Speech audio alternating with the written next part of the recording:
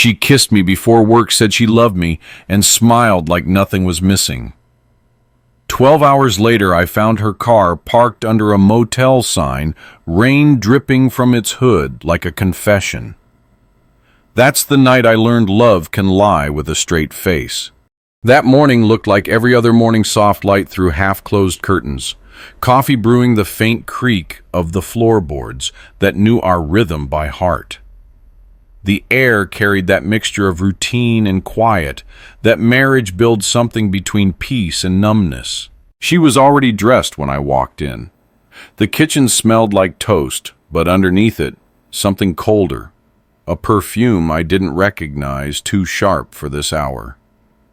Her movements were careful, deliberate, like she didn't want to disturb the version of herself she was pretending to be. She turned when she heard me, offered a smile that stopped halfway, and said, "Don't be late for work, okay?" Just 7 words. But even small sentences can carry entire earthquakes. Her voice was light, but there was a tightness beneath it. A pause too long before the last word. A kind of distance that didn't belong in our kitchen.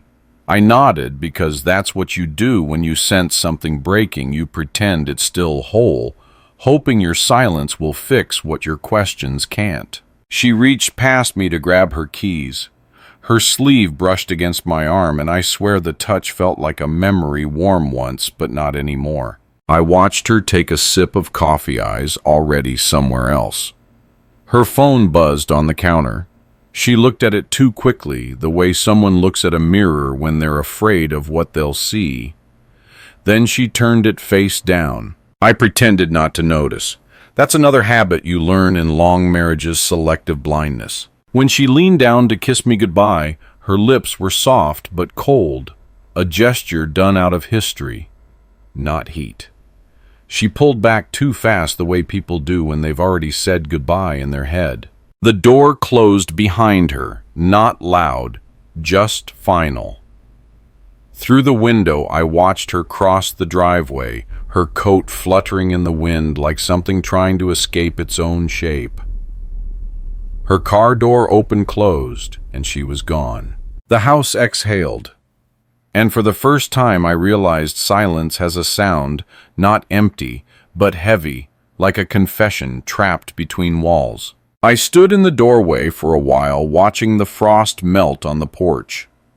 Her coffee mug was still on the table, a perfect half-moon of lipstick on the rim, darker shade than usual. Small things tell on us before we ever speak. I sat down in her chair. The cushion was still warm.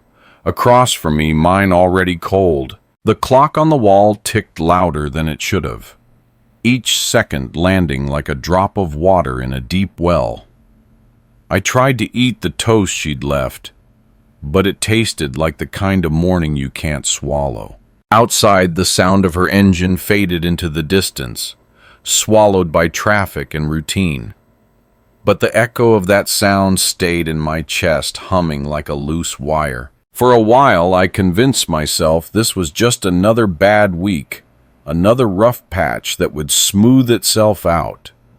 But somewhere between the hum of the fridge and the ticking of that clock, I knew. I walked upstairs to our bedroom. Her side of the dresser was cleaner than mine, too clean. The framed photo of us from our trip to the coast was gone. Only the dust outline remained like a shadow of something that used to exist. I stared at that empty space longer than I should have. There's something cruel about realizing absence is the neatest thing in the room. When I finally left for work, the air outside bit harder than usual. Cold morning sun over the neighbor's fence, the smell of exhaust, a quiet street that didn't know what it had just witnessed. I started the truck, hands tight on the wheel. The radio was still tuned to the station she liked, the one that played old songs about love that lasted. I turned it off before the first verse began. Halfway down the street, I looked in the rearview mirror. Our house stood there, small, quiet, ordinary. You'd never guess something had shifted inside it. That's the thing about betrayal. It starts invisible, moving slow, polite. Until one day you wake up and realize the person who kissed you goodbye left a different kind of goodbye behind. By the time I reached the edge of town, I'd already replayed her voice a dozen times. Not the words, the tone. Light rehearsed hollow at the edges. It didn't sound like my wife anymore. It sounded like someone playing her. I parked outside the shop and sat there for a full minute before stepping out.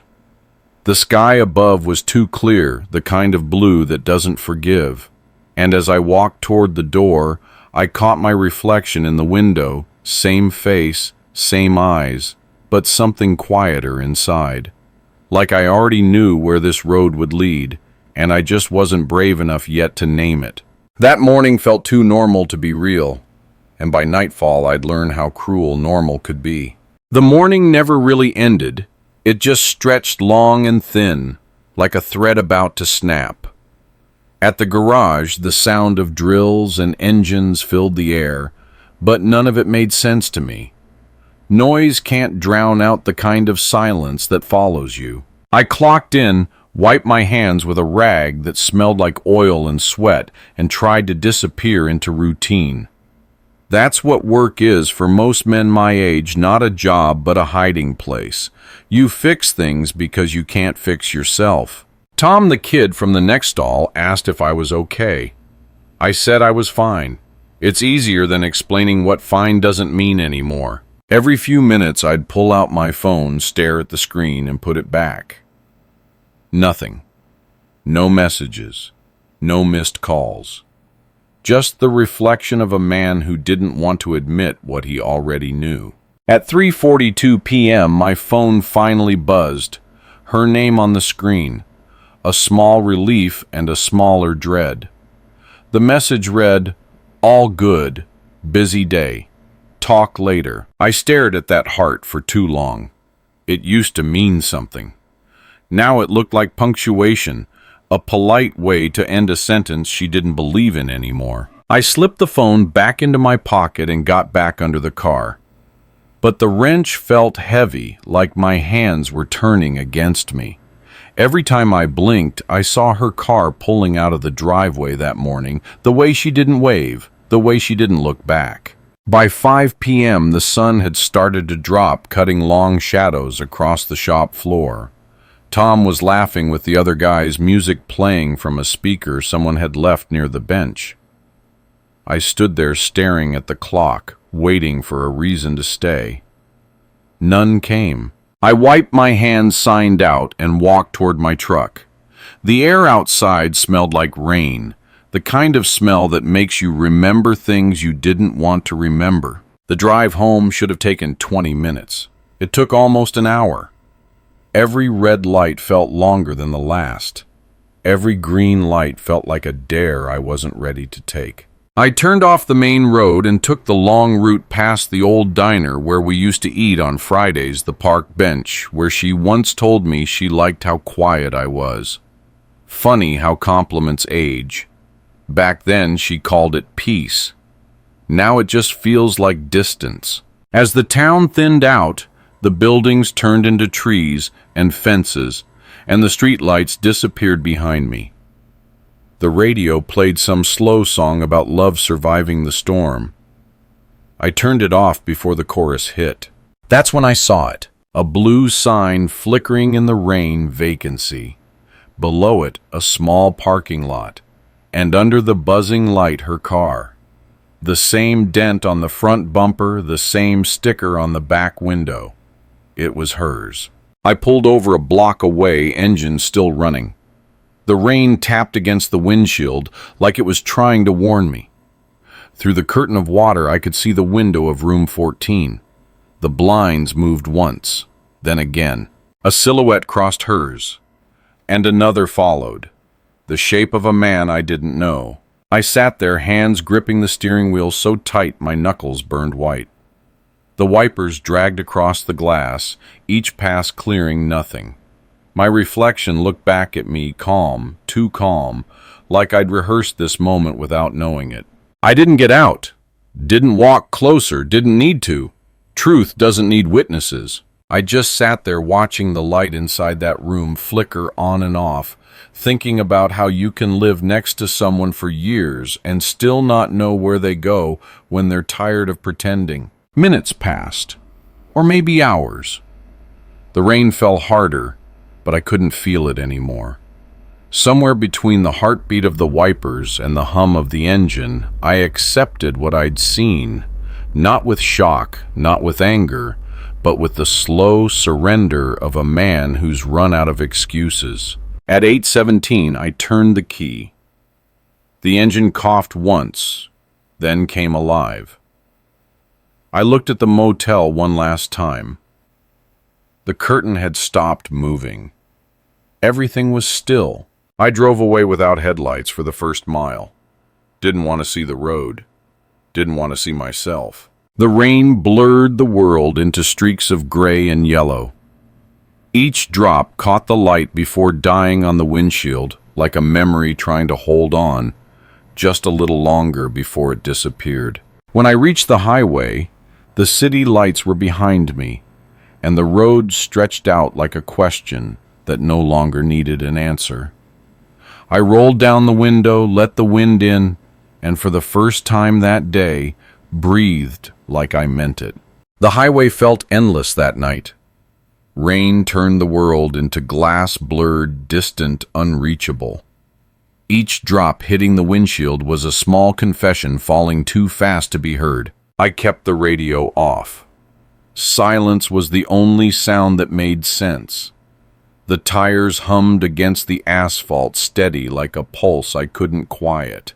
It's strange how quickly life can narrow down to one road, one pair of hands on a steering wheel, one thought you can't drive away from. The clock on the dashboard blinked 9:02.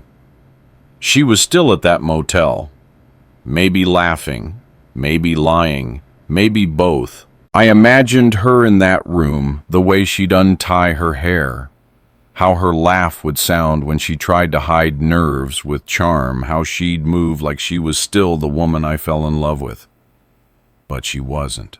Not anymore. The road cut through the hills like a scar, and the fog crept low, clinging to the headlights. I passed a sign I'd seen 100 times before Welcome to Fairview County, and for the first time it felt like a warning. A truck passed in the opposite lane, its lights flashing briefly across my face. For half a second, I saw myself in the reflection of its window, a man who looked older than he was, someone who'd been left behind by his own life. I didn't speed, didn't slow down, just stayed steady the way you do when moving is easier than stopping. Every few miles, my mind played tricks. I'd see her car ahead, the tail lights glowing red, and my hands would tighten around the wheel before I realized it wasn't hers. Just another stranger heading somewhere else. The rain eased as I crossed the bridge into town. Below, the river churned black and silent, the kind of water that never forgets what it's taken. I thought about the first time we drove this same road together. She had her feet on the dashboard, humming along to a song she didn't know the words to. Her hair was messy, and she smelled like salt and sunscreen. We were both younger then, and love still felt like something you could steer. Now, even the air between us felt mechanical, like something that kept moving only because it didn't know how to stop. The gas station by the edge of town still had its neon sign half lit. I pulled in more out of habit than need. The fluorescent light buzzed overhead, and the smell of wet asphalt and gasoline hung heavy. I filled the tank slowly, watching the numbers climb. The rain made halos around the light poles. For a moment, I almost forgot why I was there. Inside, the clerk nodded at me, the same kid who'd worked there for years. I bought coffee that was too hot and too bitter. The cup burned my fingers, but I held it anyway. Pain, at least, was something that still felt honest. When I stepped back outside, a gust of wind caught my jacket. I looked down the road, the same direction I'd come from, and the motel sign still glowed faintly in the distance, blue and broken like a dying star that refused to go out. I stood there longer than I should have. The rain had stopped, but the air still carried that damp heaviness, the kind that stays long after the storm. A woman walked past holding an umbrella even though it wasn't raining anymore. She smiled politely. I tried to return it, but the gesture felt foreign, like using a muscle I hadn't moved in years. Back in the truck, I let the engine idle. The dashboard lights reflected off the windshield, casting faint shadows across my face. My eyes felt heavy, not from exhaustion, but from holding too much. I thought about going somewhere, anywhere. A bar, a motel, maybe even a bridge, where the wind could take the noise out of me. But I didn't. Because the truth is, when something breaks inside a man, the first place he goes is home, not to heal, but to see what's left. So I drove. Back through the empty streets, past shuttered shops and darkened houses, past the park where we used to sit on Sunday mornings. The swings were still moving, pushed by wind or ghosts I couldn't tell. When I turned onto our street, the lights in our house were off, except for one. The lamp in the living room, the one she always left on when she expected me late. It used to mean I'm waiting. Now it just meant I exist somewhere else. I parked across the street and sat there. The window curtains were drawn, but I could see her silhouette faintly in the glow. She was sitting, maybe reading, maybe pretending, maybe both. For a moment I wanted to walk in, say nothing, just sit across from her and see if silence could still hold us together. But I didn't. I stayed in the truck watching the seconds bleed into each other, watching her shape blur and fade as the light flickered and went out. The night was too quiet. Even the crickets seemed to know better than to sing. When I finally stepped out, the gravel crunched beneath my boots like breaking bones. The front door was unlocked. It always was.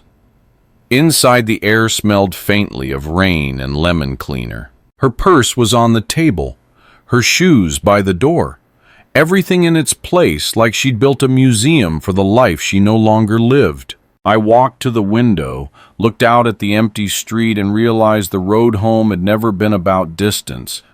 It was about arrival, and how sometimes you reach the place you started, only to find you no longer belong there. The door clicked behind me, soft but definite. The kind of sound that tells you a house has learned how to close itself. It was quiet inside. Too quiet for a home, just loud enough for a memory. The air still held her scent, faint perfume, mixed with detergent and something metallic underneath. Maybe the smell of distance. The lights were dim. Only the lamp by the couch still glowed, washing the room in tired yellow. Everything was where it should have been, and that's what made it unbearable. On the coffee table, a half-empty glass of wine.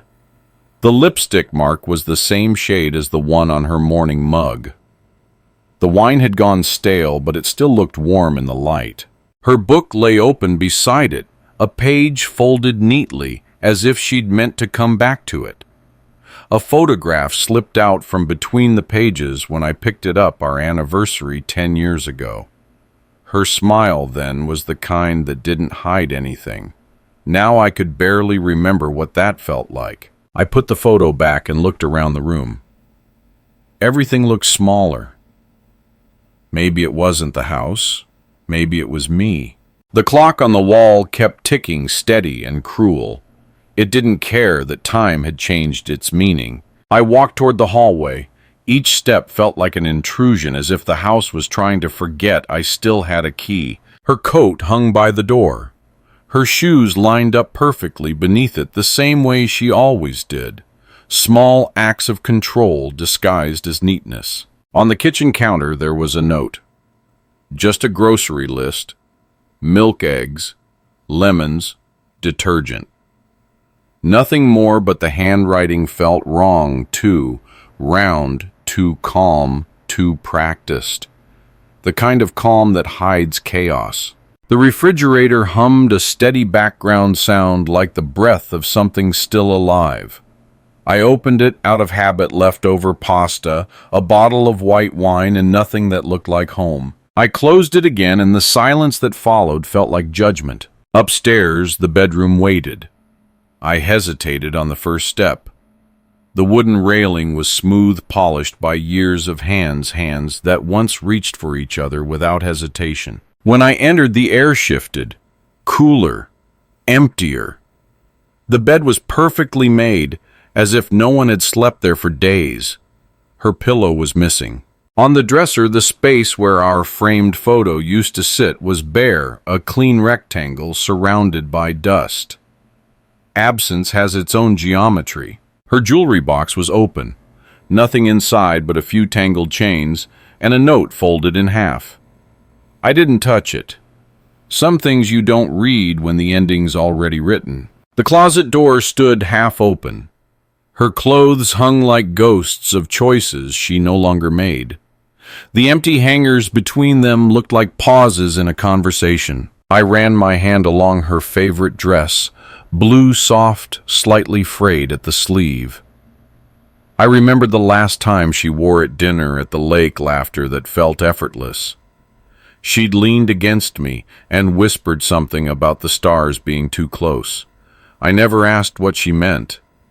Maybe I should have. The drawer on my nightstand was still full of her small leftovers, a hairpin, a broken pen, the spare key to her old car. Each one a relic of something once ordinary, now sacred, because it's gone. I sat on the edge of the bed and listened. The rain outside had stopped, but the roof still ticked from the drops that hadn't learned to fall quietly yet. The heater hummed in the corner, too loud now, filling space it didn't belong to.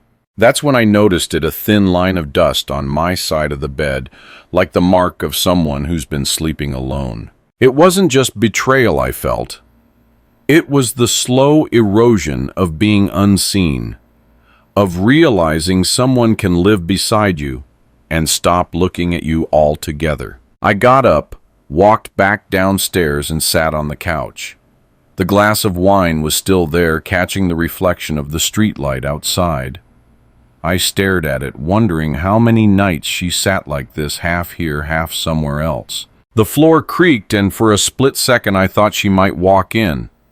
Say something simple, ask if I'd eaten, pretend nothing had changed. But the house stayed still, and I understood then the house didn't remember me as its owner anymore.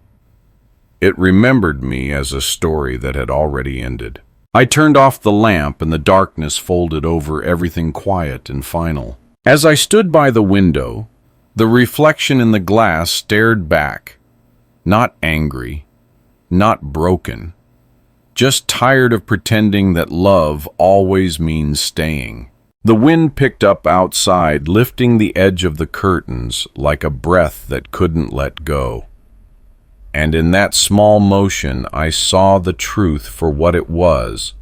Not sudden, not cruel, just finished. I sat in the dark for a long time, the phone heavy in my hand. The screen glowed like a small wound in the room, too bright, too honest. My thumb hovered over her name. It was still the same contact photo, her smile from last summer, sunlight in her hair, eyes that could make you believe things you shouldn't. I hadn't changed it because changing it felt like admitting something had ended. The cursor blinked at the bottom of an empty message box. A small, impatient heartbeat, waiting for a truth I wasn't ready to send. I saw your car. Delete. Who was he? Delete. Was it worth it? Delete. Each line felt too heavy and too small all at once. Words can't carry betrayal. They just bruise around it. I tried again. Don't come home tonight. Deleted it before I even finished reading it back. There was no right way to confront someone who'd already left you in every way that mattered. I put the phone face down on the table.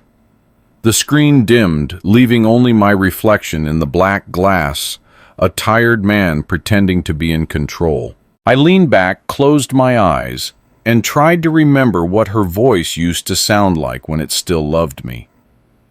But memory is cruel. It doesn't play the moments you need, only the ones you wish you could forget.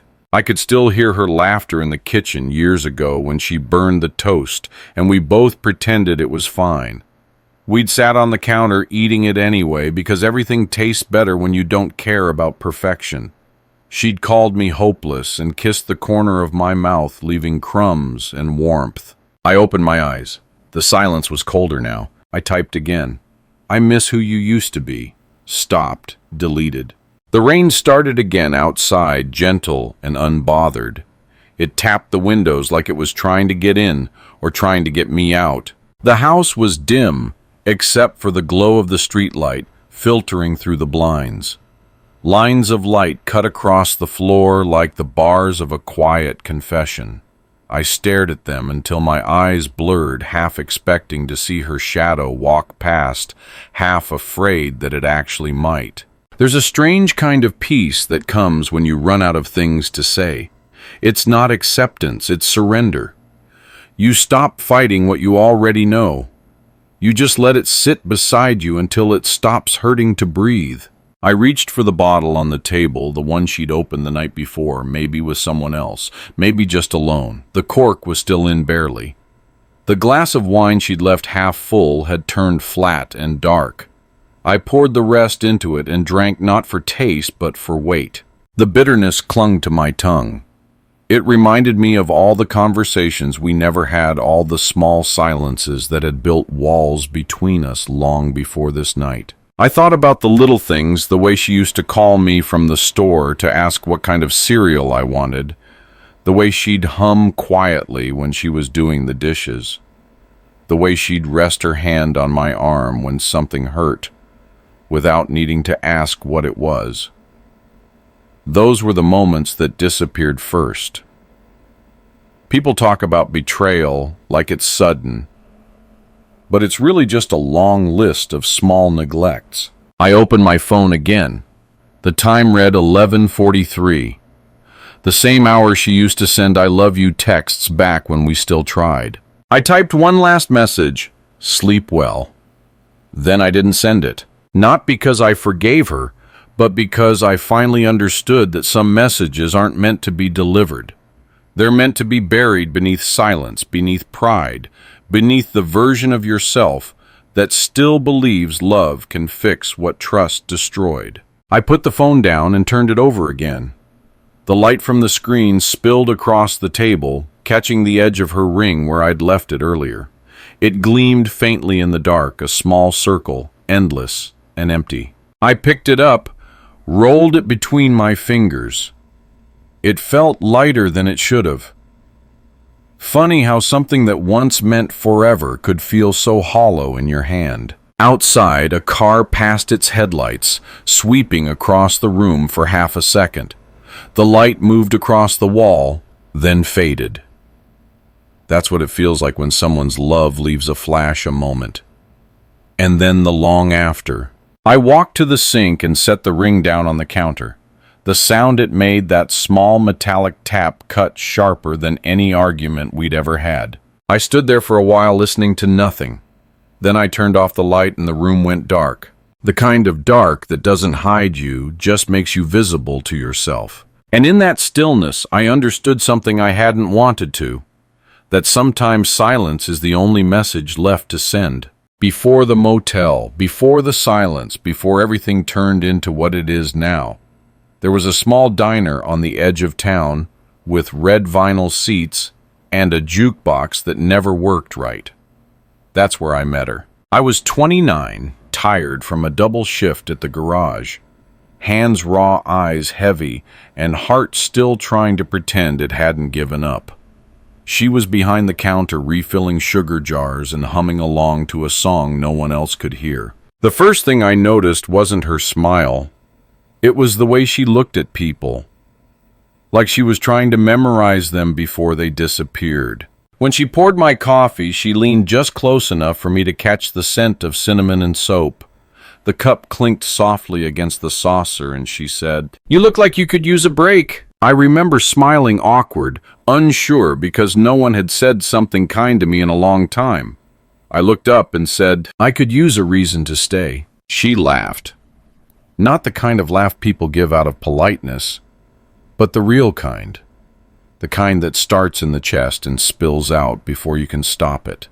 It filled that small diner like sunlight through dirty glass. That's when something inside me shifted. Not love, not yet, just curiosity. The quiet kind that builds its own gravity. After that day, I came back more often than I needed to. At first, I told myself it was the coffee. Then I stopped pretending. She'd talk while she worked, telling me stories about her mother. Her first job, the cities she wanted to see but never would. I didn't talk much. I never have, but she didn't seem to mind. She said I listened the way most people wish they were heard. Sometimes she'd draw small hearts on the napkins without realizing it. Sometimes I'd keep them. Still have one somewhere folded between the pages of an old book in the garage. We started meeting after her shifts, sitting in her car by the lake, windows rolled down, listening to the sound of crickets and broken dreams. She'd talk about the stars, how they reminded her of the things we want but can't reach. I told her I didn't need stars. I just needed a place that felt like silence wasn't empty. She looked at me then the way only people who are still brave with love can look. She said, "Don't promise forever, just promise to try." And I did. Every day. For years.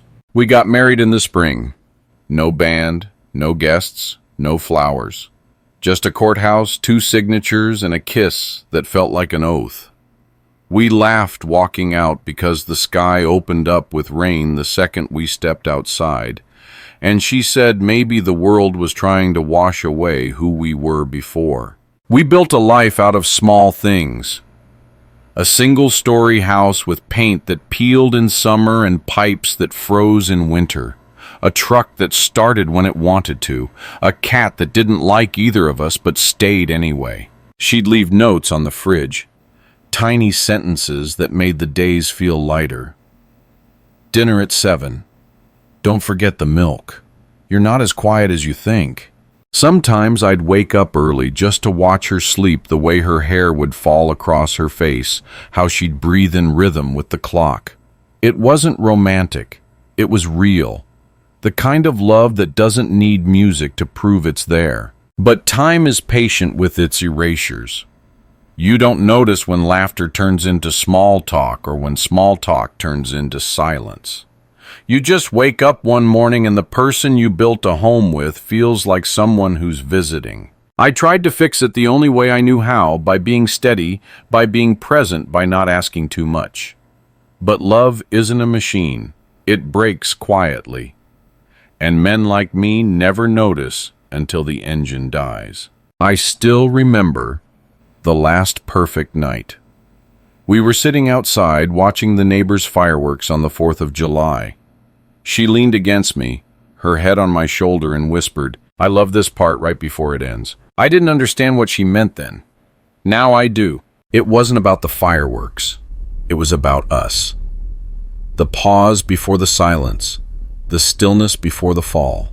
Sometimes I wonder if she knew even then that she'd leave one day, that I'd be standing in the same house years later, holding a phone full of unsent messages, wondering how long love can last after truth runs out. Memory is cruel like that. It doesn't fade. It lingers. It stays in the corners of rooms, in the smell of coffee, in the reflection of a wedding ring you no longer wear. She once said, "I listen better than anyone." Maybe that's my curse, because even now I can still hear her voice. And it sounds like goodbye. She came home later than usual. The sound of the car door closing outside was slower than it should have been. Careful quiet, like she was hoping the night would swallow it. I didn't move, didn't turn off the lamp, didn't even look up right away. The house was dark, except for the faint yellow glow over the table where I'd been sitting for hours listening to the same tick of the clock that had started this morning. The front door opened and her keys clinked softly against the bowl. Routine, the perfect camouflage. "Long day," she said. Her voice was even, but it wavered in places it never used to. I could smell rain and perfume on her jacket, not the same scent she'd worn this morning. something sweeter, something meant for someone else. She hung up her coat, slipped off her shoes, and hesitated when she saw me sitting there. Our eyes met briefly. A flicker of recognition followed by the quiet panic of a lie, realizing it's been seen. I didn't ask where she'd been. Didn't have to. The truth was already standing between us, breathing the same air. For a moment I thought she'd speak, that she'd offer an explanation, an apology, anything to make this moment less empty. But she didn't. She sat on the opposite couch, hands folded in her lap, like a child waiting for a verdict. The sound of the rain outside grew heavier, filling the silence. Neither of us knew how to touch. I watched the drops slide down the window. Each one caught the light, then vanished. It reminded me of us, how easily beauty turns into nothing when you stop holding it. She shifted, looked down at the floor, and said softly, "You're quiet tonight." I looked at her. Not the way you look at someone you love, the way you look at something you've already buried. "No," I said. "I'm just done making you comfortable." The words hung there, clean, precise, final. No anger, just truth sharpened by time. She flinched, barely, as if the sentence had weight. Then she smiled, small and broken. That smile used to mean safety. Now it just meant surrender. She tried to say something, but the voice that came out wasn't hers anymore. It trembled, fell apart mid-breath. "I didn't mean—" I stood up before she could finish. Not out of cruelty, just necessity. There are moments in life when staying becomes a lie, and I'd already told enough of those. I walked past her, the sound of my boots on the floor too loud in the small room. When I reached the door, I stopped. Not to turn back, just to look at the house one last time. The framed photos on the wall caught the light. Vacations, smiles, holidays, frozen moments of people who didn't exist anymore. Her reflection in the window behind me was still eyes wide, hands trembling slightly, like someone watching a stranger leave their life. The door handle was cold under my hand. The air between us felt heavier than it ever had before. "I loved you," I said, not for her, but for myself, so the words wouldn't rot unsaid inside me. She whispered something I couldn't hear, and maybe that was for the best. Not every truth deserves an audience. I stepped outside. The rain hit hard, sharp drops, soaking through my shirt, washing away everything but the sound of my own breathing. Behind me, the light inside flickered once, then went out. I stood there for a long time, the night pressing against me, the smell of wet earth and asphalt mixing in the air. And in that stillness, I felt something unexpected, not freedom, not relief, but the faint echo of peace. The kind that doesn't come from winning, but from finally stopping the fight. I walked to the truck, opened the door, and sat for a moment before turning the key. The engine came alive, steady, reliable, the only thing tonight that still knew its purpose. Through the windshield, the rain blurred the house into an impression of itself, a shape without a heartbeat. I pulled out of the driveway, headlights cutting through the fog. The road stretched ahead, empty, wet, infinite. Behind me, the house grew smaller, then disappeared. Some endings don't explode. They just fade quietly, leaving behind the sound of a man breathing for the first time in years. The rain had softened into a mist by the time I reached the end of the street. It clung to my jacket and hair, leaving a cold sheen on everything I touched. The truck engine hummed quietly, a steady rhythm that didn't belong to the chaos behind me. The road ahead glowed faintly under the streetlights, a ribbon of wet asphalt leading nowhere in particular. I didn't know where I was going, and for the first time in a long while, that didn't scare me. My hands were shaking when I lit a cigarette. I hadn't smoked in years, she'd hated it. But the ritual felt familiar, something I could hold that didn't lie to me. The smoke curled against the windshield, drifting like thoughts that no longer had anyone to belong to. The wipers brushed back and forth, clearing just enough of the world for me to move forward. That's all you really need sometimes, not clarity, just motion. I rolled the window down a few inches, letting the rain-scented air mix with the smell of smoke. The night was heavy, but it didn't feel like it was pressing down anymore. It felt like it was holding me upright.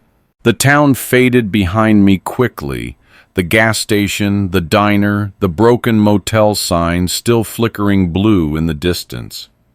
Each one a small monument to something I no longer needed. The highway opened wide, and the silence between the tires and the road began to sound like peace. There's a strange freedom in being untethered. No promises, no expectations, no home waiting to judge you when you walk in. Just the sound of the engine and the rain whispering its forgiveness against the glass. At the edge of town, I stopped for gas. The attendant didn't look up when I pulled in.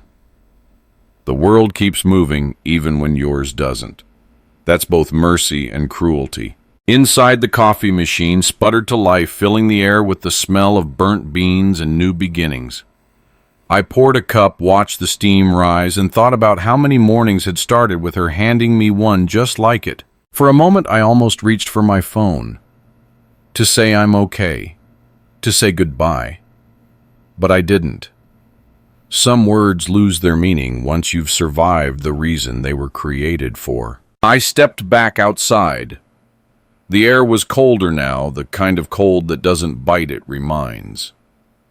The kind that tells you you're still here. The sky was clearing. Pale streaks of silver began to cut through the clouds, hinting at dawn that hadn't arrived yet. It felt too early for hope, too late for pain. I leaned against the truck, watching the steam from my breath fade into the dark. Somewhere out there, she was probably still awake, thinking, regretting, or maybe not. It didn't matter anymore. Forgiveness wasn't the destination. It was the act of walking away without taking the fire with you. When I climbed back into the truck, the seat felt colder than before. I started the engine, the sound filling the quiet like a heartbeat restarting. The rear-view mirror showed nothing but fog and the faint outline of the road behind me. I didn't look long. Mirrors belong to the past. I had nothing left to measure against it. As the miles slipped away, the world began to change color. The rain turned to mist then, to air so still it almost hummed. The sky broke open with the first hint of gray, the color of mercy. I pulled over by the side of the road when I saw the lake. The same one where she and I used to park when everything was still simple. The water shimmered faintly in the half-light, flat and calm, like it had been waiting for me. I got out, walked down to the shore, boots sinking slightly into the damp earth. The air smelled like pine and electricity. Somewhere far off a bird cried once, then went quiet again. I stood there until the cigarette burned down to the filter. Dropped it into the mud, watched the ember hiss out, a tiny death unremarkable and perfect. It struck me then how quiet the world can be when you stop asking it to explain itself. No noise, no words. Just the sound of your own breathing finding its rhythm again. The horizon began to pale. Morning reluctant but inevitable. The kind that doesn't announce itself, it just happens. I turned back toward the truck, the gravel crunching softly beneath my boots. When I reached the door, I paused, rested my hand on the cool metal, and took one last look at the lake. It reflected nothing. Not the sky, not me, not the past. Just stillness. And in that stillness I found something that almost felt like peace. I got in, started the engine, and drove until the road curved out of sight. The highway was empty at this hour. Just the sound of the engine and the whisper of the wind slipping past the side mirror. It was the kind of road that made you feel like the world had been put on pause, a long stretch of asphalt between who you were and who you might become. The fog had started to lift, revealing thin lines of silver in the east. The sun wasn't up yet, but the sky had begun to glow with that soft, uncertain light, the kind that makes everything look forgiven even when it isn't. The road curved ahead, a slow bend that followed the river. I'd driven this route hundreds of times, but it felt different now. The landmarks I used to recognize, the rusted sign, the old water tower, the church steeple in the distance, they were all there, yet they didn't belong to me anymore. When you lose someone, you don't just lose the person. You lose your coordinates. Every familiar thing turns into a question. The tires hummed on the wet pavement, steady as breath. Each mile pulled something out of me, a memory, a voice, a version of myself I didn't need to carry anymore. I thought about how strange it is, how we can live so close to someone for years and still not see when they start leaving us. They don't walk out the door, not at first. They just start looking past you when they talk. They laugh half a second too late. They come home but never arrive. I passed a field that used to bloom with wildflowers every spring. Now it was just dirt and fog. Still, I caught myself looking for color because hope is a reflex you don't unlearn easily. At a red light, I looked down at my hands on the steering wheel. They didn't shake anymore. Not from anger. Not from sadness. Just still. That kind of stillness only comes after you've broken everything you could break, and the only thing left to do is hold on to yourself. The light turned green, and I didn't rush to move. No one honked. No one was there. It felt almost holy, the quiet freedom of not being expected anywhere. I took the back road through the hills. The trees on either side leaned in close, their branches dripping with rain, forming a tunnel of green and gray. The smell of pine and wet earth seeped through the vents.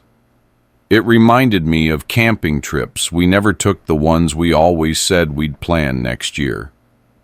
There's a box in every relationship labeled someday. Most people never open it. When I reached the ridge, I pulled over. The view stretched for miles, fog curling over valleys, the faint shimmer of the river below the sky breaking open in pale gold. I killed the engine and sat in silence. The wind moved through the open window, cool and gentle, like it was reminding me to breathe. I leaned back in the seat, closed my eyes, and for a moment everything stopped hurting. It's strange how the body learns to carry heartbreak quietly, how your lungs still work. Your heart still beats even after it's been emptied out. There's no ceremony for survival. You just keep going mile after mile until motion becomes meaning. A hawk circled above the ridge, gliding without effort. I watched it for a long time. It didn't fight the wind. It moved with it. Maybe that's what peace really is. Not control, not revenge. Just learning to move with what's left. I turned the key again. The engine rumbled to life, steady and low. The road waited patient as always. As I drove downhill, I passed an old man walking by the side of the road, a backpack slung over one shoulder, his thumb out, looking for a ride. I slowed down but didn't stop. Some journeys aren't meant to be shared. The town ahead appeared slowly, small houses, closed shops, a gas station with flickering lights. The ordinary world still turning, still pretending not to notice the quiet tragedies passing through it. I stopped at a red light near the intersection. The reflection of the signal glowed on the wet pavement, bright and bleeding. In the window of a diner across the street, a woman was laughing at something the man beside her said.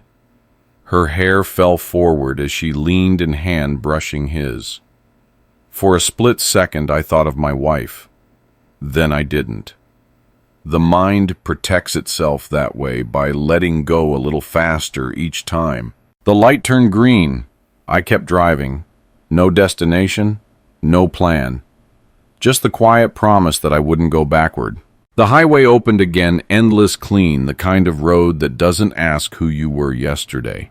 The sun finally broke through the clouds, a single beam cutting through the mist and landing on the hood of the truck. It shimmered for a second, then vanished. For the first time, I didn't chase the light. I just let it pass. And in that moment, I realized I wasn't lost anymore, just unbound. By the time the sun rose, the world was unrecognizable. The clouds had thinned into strands of gold and white, and the horizon looked like it had forgiven the night for existing. I'd been driving for hours, not toward anything, just away. Sometimes that's all healing is, distance with direction undecided. The air was clear now. Every breath felt heavier and cleaner at once, like the first inhale after being underwater too long. I pulled over by a rest stop on the outskirts of nowhere. Just a single bench, a trash can, and a vending machine that hummed in defiance of silence. I turned off the engine, and for the first time since she'd said goodbye, I listened. The world has a way of carrying on without you. Birds singing, like nothing ended. Wind brushing through grass, as if it hadn't watched you fall apart. There's a strange comfort in that indifference. It reminds you you're not as special in your pain as you think. I got out and stretched, feeling the stiffness in my shoulders, the ache that had settled somewhere deep in my chest. The ground was damp beneath my boots, and the morning air carried the faint scent of wet earth and gasoline. A truck passed on the highway behind me, its echo fading into the hills. For a moment, I envied its certainty, how it just moved without asking what it was leaving behind. I sat on the bench, hands folded, watching my breath turn visible in the cold. The silence didn't feel empty anymore. It felt earned. For months, maybe years, I'd filled silence with noise words, work, television, apologies, distractions. But now I understood what she never did, that silence isn't absence. It's a language for things too heavy for sound. I thought about calling her one last time, not to accuse, not to forgive, just to acknowledge that we'd existed. But I didn't. There's mercy in unfinished conversations. They leave space for peace to grow. The phone buzzed once to my pocket. A message. Her name. I didn't open it. Some truths don't need confirmation. The fact that she still reached out told me everything I needed to know, that she still carried the weight too. I placed the phone on the bench beside me and watched the sky change color. Light stretched slowly across the fields, turning dew into fire. The kind of beauty that doesn't care if you're ready for it. I thought of all the mornings we'd shared, her humming in the kitchen, the smell of coffee, the small talk about nothing that used to mean everything. Those moments still existed somewhere, not in her, not in me, but in the air between what was and what could have been. Time doesn't erase, it transforms.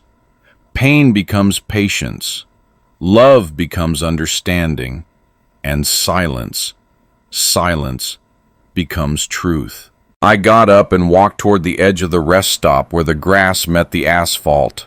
The horizon stretched endlessly, a pale ribbon of promise. The truck door creaked when I opened it, the sound strangely familiar, a reminder that even when life changes completely, some things stay faithful in their simplicity. I placed the phone on the dashboard, didn't turn it on, didn't look back. As the engine started, a small gust of wind swept across the windshield, wiping away the condensation, clearing my view. The road ahead shimmered faintly in the sunlight, not as escape, but as continuation. Driving felt different now.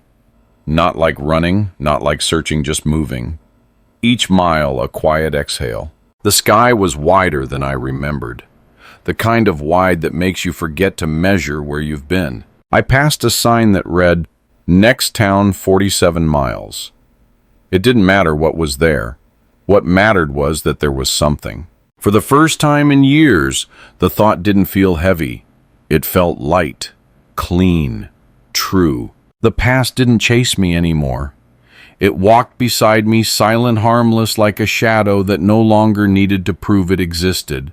And somewhere between the hum of the road and the slow rhythm of my breath, I realized something simple. Forgiveness isn't a gift you give to someone else.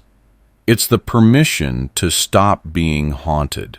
The miles kept rolling under the tires, and the sound of the wind through the open window became the only conversation I needed. I didn't smile. I didn't cry.